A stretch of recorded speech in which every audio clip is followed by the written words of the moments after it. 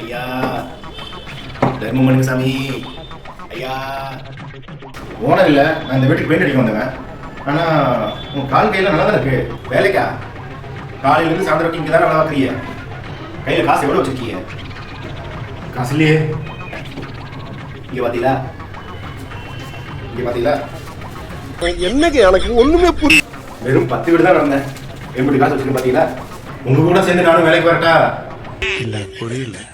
வேலைக்கா application போடுங்க, appointment order அனுப்புறேன். சோரி முடிச்ச மொன்னா நாயி அந்த முக்குல போய் உட்கார்ந்து பிச்சை எடுக்க போகுது. சொல்றேன், வேலை இருந்தா சொல்றேன்.